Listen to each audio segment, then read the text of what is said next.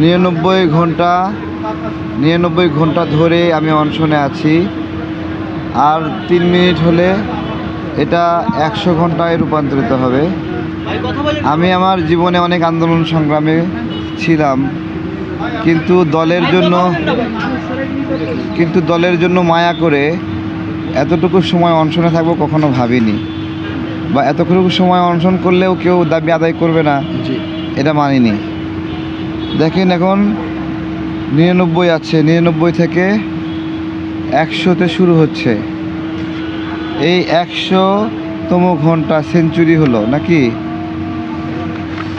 প্রত্যেকটা ঘন্টা যায় ভিতরে, শরীরের ভিতরের অবস্থা কি হয় আপনারা বোঝেন।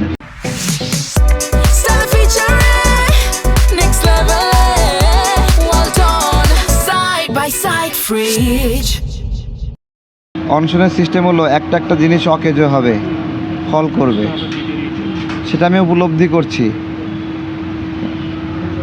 ওয়াশরুমে গেলে উপলব্ধি করছি, শুয়ে থাকতে উপলব্ধি করছি, মাথা ছুটে যাচ্ছে এরকম অবস্থা। আমরা সকল ডকুমেন্টস দিয়েছি, হয়তো ইলেকশন কমিশনের সাথে কোনো বোঝাপড়ার একটু কম বেশি আছে। তো সেই বোঝাপড়াটা দূর করার জন্য তাদের কাছে অনেকবার যাচ্ছি। তারা আসলে অনেক কাজে ব্যস্ত, তাই হয়তো বা এগুলোতে সময় কম দিতে পারে। আমার কথা হলো, আমরা অনেকটা দিন ঘুরেছি, আপনাদেরকে আর সময় দিতে চাই না। আমাকেও আমার জীবন আর সময় দিচ্ছে না। এইরকম পরিস্থিতিতে দাঁড়িয়ে এখানে সাংবাদিক ভাইরা অনুরোধ করেছিলেন বলার জন্য। সিইসি স্যারকে বলি, আপনি ডেস্টিনির নিবন্ধনটা বাতিল করেন, আপনার জন্য মেলা সম্মান আনবে।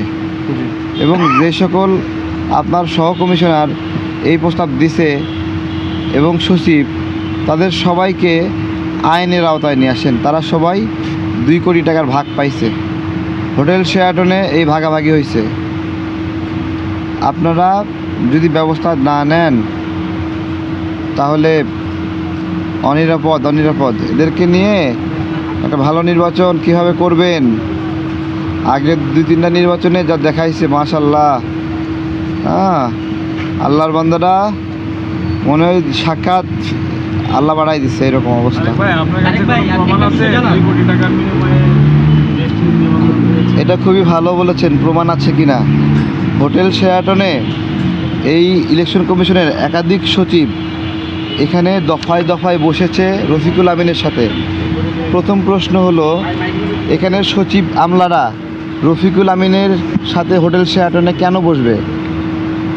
আমরা নিবন্ধনের জন্য কোথায় যোগাযোগ হয়? আমাদের পার্টি অফিসে হয়। হোটেল শেরাটনে কেন? হোটেল শেরাটনে সিসি ক্যামেরা আপনারা চেক করেন। এবং এই ভাগাভাগিকে কেন্দ্র করে তাদের মধ্যে একজন কম ভাগ পাওয়ায় সে এটার আংশিক আমাদেরকে বলে দিচ্ছে আর কি, বুঝতে পেরেছেন? এবং সে যদি বিপদে পড়ে সে বাকি এভিডেন্সগুলো দিয়ে দেবে। কিন্তু আমি যদি এটা ক্লেম করছি, ক্লেম মানে সত্য না, তাহলে এখন উপায় কি? উপায় হলো হোটেল শেরাটনে গিয়ে সিসি ক্যামেরা চেক করতে হবে। তাহলেই পাওয়া যাবে যে কোন সচিব আমলা এই রফিকুল আমিনের সাথে সেখানে বসেছিল। ঠিক। তারেক ভাই, আপনি নিবন্ধনের বিষয়ে আপনি তো 100 ঘন্টার হচ্ছে, আপনি আমরণ অনশনে আছেন। নির্বাচন কমিশন থেকে কোনো আশ্বাস দেওয়া হয়েছে এখন পর্যন্ত, অথবা কোনো কর্মকর্তা আপনাকে? তাদের মনটা পাথরের মতো, এই পাথরে ফুল ফোটানো অসম্ভব। যদি ফুল ফোটে তাহলে একটা দৃষ্টান্ত হয়ে থাকবে।